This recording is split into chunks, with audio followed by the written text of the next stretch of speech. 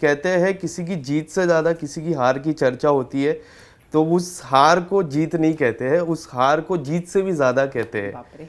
And big boss final के दिन से पूरे प्रेस का एक ही सवाल था कि अंकिता जी इंटरव्यूज़ में क्यों नहीं आए। अंकिता जी जब बाहर निकल रहे थे तो सबसे पहले एक शख्स ने अंकिता जी को पूछा था कि आप अंदर क्यों नहीं आए। अंकिता जी ने सुना रहेगा, जी वो मैंने ही पूछा था। बिल्कुल। सो सबसे पहला सवाल वही था कि अंकिता जी आप प्रेस इंटरव्यूज़ में क्यों नहीं आए, क्योंकि काफ़ी लोग डिसअपॉइंट ऑलरेडी थे कि आप टॉप 3 में नहीं हो, उसके बाद आप इंटरव्यूज़ में नहीं आए, उसके लिए और ज़्यादा डिसअपॉइंट हुए। So what would you like to say about it? पहले भी बोला है और मैं अभी भी बोलना चाहूँगी कि जब ये हुआ हमारा फिनाले, उसके पहले से हमारी 4 दिन से इतनी प्रिपरेशन चल रही थी और डे नाइट शूट चल रहा था हम लोगों का। तो उसके बाद जब रिज़ल्ट आया और उसके बाद जब प्रेस कॉन्फ्रेंस थी, मेरी तबीयत इतनी ख़राब हो रखी थी। मैंने जो कपड़े पहने थे जिसमें केप लगाओ था मेरे गले पे जो बंधा हुआ था, मुझे इतनी घुटन हो रही थी और मेरे बाल जो इतने टाइट थे, तो मुझे बस ऐसा लग रहा था कि मैं घर जाऊँ, क्योंकि मेरी सच में जेन्युइनली मेरी अभी तक, मैं आप देख सकते हैं मेरी तबीयत अभी तक ठीक नहीं हुई है और कोशिश कर रही हूँ रिकवर होने की, लेकिन हो नहीं पा रही हूँ। तो बस उसी चक्कर में मैं मीडिया के सामने नहीं आ पाई और मैंने पहले भी किसी एक इंटरव्यू में बोला that I am very sorry. आप, मुझे पता है आप लोगों ने मेरा वेट किया वहाँ पर, लेकिन जेन्युइनली मेरी उस टाइम उस कंडीशन में नहीं थी कि मैं आकर आप लोगों के साथ इंटरव्यू करूँ, इसीलिए आज आपके साथ 1-on-1 कर रही हूँ। अंकिता जी, टू बी वेरी ऑनेस्ट, मेरे टॉप 3 फिक्स थे। Okay. Abhishek, Munawar and you. And इस तरह से मैंने मनारा को देखा तो मैं काफ़ी पर्सनली काफ़ी डिसअपॉइंट हुआ आपको टॉप 3 में ना देख के। आपको जब पता चला तो तब आपके मन में क्या रिएक्शन था? मुझे भी ऐसा थोड़ा सा शॉकिंग लगा कि ऑफ कोर्स आप एक्सपेक्ट करते हो, हर कोई जो वहाँ खड़ा है वो यही एक्सपेक्ट करता है एक्चुअली, बट हाँ, आपके लिए जो सपोर्टर्स है बाहर, जो वो आपसे, जब आप ये बोलते हो तो ज़्यादा अच्छा लगता है, मुझे ये कहने से ज़्यादा अच्छा लगता है कि आप लोग जब ये चीज़ आकर बोलते हो।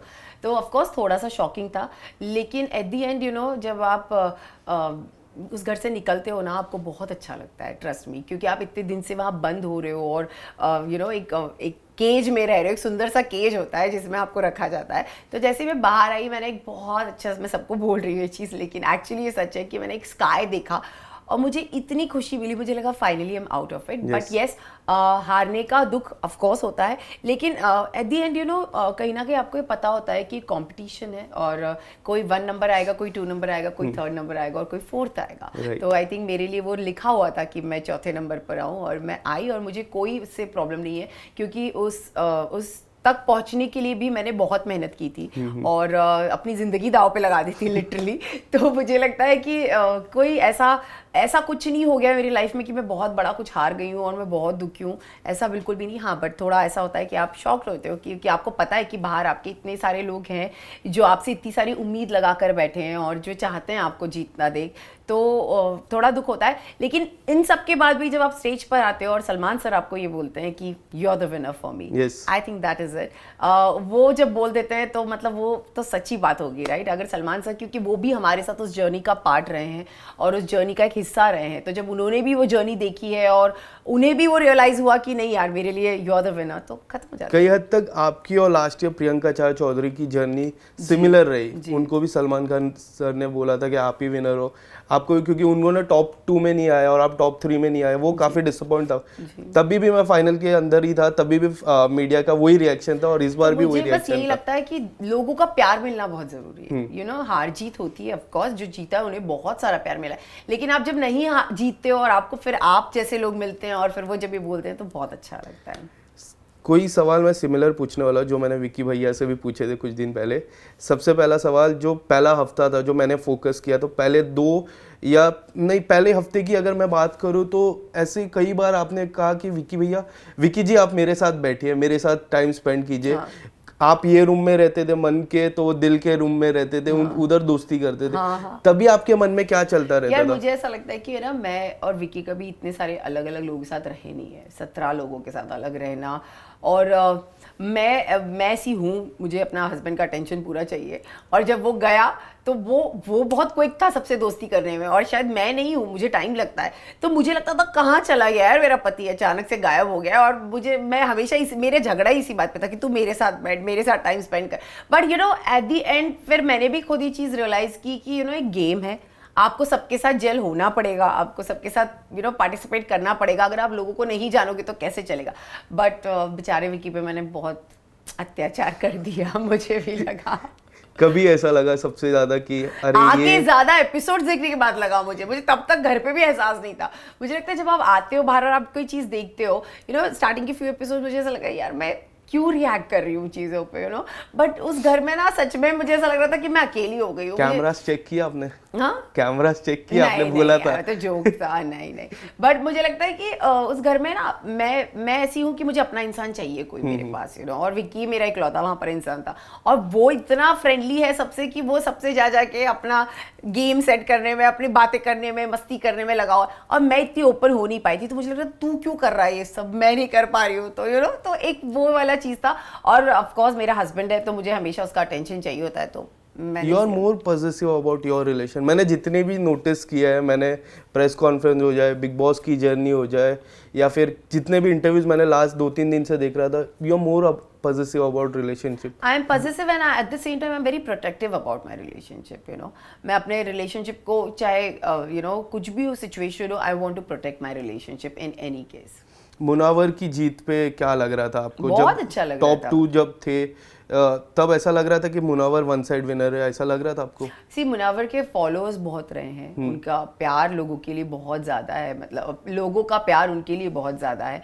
तो मुझे कहीं ना कहीं ये जब अभिषेक और मुन्ना खड़े थे तो I am definitely I was sure, but कहीं ना कहीं अभिषेक का भी लग रहा था, क्योंकि अभिषेक ने भी बहुत मेहनत की है इस शो में और उसने अपने फॉलोअर्स गेन किए उस शो में आके, तो मुझे ये भी लग रहा था कि शायद अभिषेक भी जीत सकता है। लेकिन दोनों में से मुन्ना मेरा बहुत करीब रहा है, हमेशा मेरा एक दोस्त रहा है, तो उसके जीतने पर डेफिनेटली बहुत खुशी हुई। लेकिन अभिषेक भी जीता एट द सेम टाइम, तो मुझे सच में लगता कि यार कहीं ना कहीं उसने एक बहुत सच्चाई से गेम खेली थी, मुझे एक फीलिंग थी और एक उसकी आंखों में सच्चाई दिखती थी मुझे, तो वो भी जीता तो कोई प्रॉब्लम नहीं। आप ऐसा बोलते हो, बट मैं नाम नहीं लेना चाहता हूँ कि कोई कंटेस्टेंट ऐसा बोलते कि अंकिता जी टॉप 5 में थे, मैं सरप्राइज था। बट आप रिलेशन, अभिषेक नहीं बोला है ना, आप रिलेशन को इतना इम्पोर्टेंट देते हो और सामने वाले ऐसा बोलते तो तब क्या लगता है आपको? मुझे ऐसा लगता है ये मैच्योरिटी है। और आप नए आप जब बनते हो कुछ, तो एक होता है यार, उसको लग रहा होगा कि उसको नहीं लगी होंगी मैं डिजर्विंग, एंड इट्स ओके। किसी के बोलने ना बोलने से मैं नॉन डिजर्विंग तो नहीं होती, और मुझे पता है कि उस प्लेटफॉर्म तक पहुंचने के लिए मैंने अपनी जर्नी कैसे पास की है। तो आई थिंक बहुत इनिशियल स्टेज है अभी अभिषेक के करियर की भी, and I wish him all the very best, क्योंकि कुछ है नहीं मुझे। घर के अंदर विक्की एंड अंकिता जी गए थे, बट पॉपुलर विक्की की मम्मी ज्यादा हुई। देखिए, एंड एक बात मैं आपको कहना चाहूंगा, ये जो छत्तीसगढ़ी मॉम रहते ना, वो काफी पॉजिटिव होते हैं अपने बेटे के लिए। मेरी मॉम भी छत्तीसगढ़ से, तो इसके लिए मुझे पता है। आपने इंटरव्यूज देखे रहेंगे उनके, जितने भी बाहर इंटरव्यूज? मैंने बाहर आके कोई इंटरव्यूज नहीं देखे, लेकिन मैं इतना ही कहना चाहूंगी, जैसी मैं हूं ना अपने पति के लिए पॉजिटिव, वैसे उसकी मम्मी भी है उसके लिए पॉजिटिव, सो इट्स ओके। ये चीजें होती रहती है। उनको शायद विक्की को उन्होंने पहली बार रोते हुए देखा और उनको नहीं अच्छा लगा होगा, तो उनके अंदर से वो चीज निकल गई। ऐसा भी हो सकता है कि विक्की भैया एंटरटेनमेंट बैकग्राउंड से नहीं है, वो बिजनेसमैन है। हाँ, तो पहली बार जब वो टीवी पर आया और उनको, और मम्मी पापा हमारे साथ रहे नहीं है इतना, तो शायद उनको हमारी बॉन्ड इतनी अच्छे से पता भी नहीं है। तो मुझे ना उनसे कोई सवाल पूछना था ना उनको, वो मुझसे कुछ आंसर एक्सपेक्ट करती थी। तो it's all sorted, it's all खत्म हो जाती है बातें। जो बिग बॉस में हुआ वहीं छोड़कर अगर हम आगे बढ़ जाए तो ज्यादा अच्छा होगा। ये कन्वर्जेशन एंड करते करते एक छोटा सा सेगमेंट आपके लिए लाया हूँ मैं, जहाँ मेरे पास 5 चीट्स है, आपको एक एक चीट करके पिक करना है। एंड ये है ना, इस पे मैंने अलग अलग लिखा है, जैसा के लिखा है तो किंग, क्यू लिखा है तो क्वीन, जैसा पत्ते में खेलते हैं, तो एक एक पिक करना है। एंड कौन है घर का व्यक्ति आपको बताना है। ठीक है, चलो, इंटरेस्टिंग। ए, इक्का कौन है आपके हिसाब से? इक्का घर का, इक्का घर का, इक्का जो ऑन टॉप है। फिर मैं खुद मैं क्यों किसी को दूं? नेक्स्ट, इक्का राजा रानी। King, king one and only my husband Vicky. उन्होंने भी यही कहा था, किंग वही है। वही है किंग एक्चुअल में। ये क्या है? 4 नहीं, एक सेकंड बताइए। ये जे है, जे जे जे मीन्स गुलाम। जोकर का मैंने अलग से लिखा है। ओके, गुलाम। तो मैं गुलाम में अभिषेक को देना चाहूंगी क्योंकि अभिषेक कुमार मेरे गुलाम बने थे तो ये अभिषेक तुम्हारे लिए।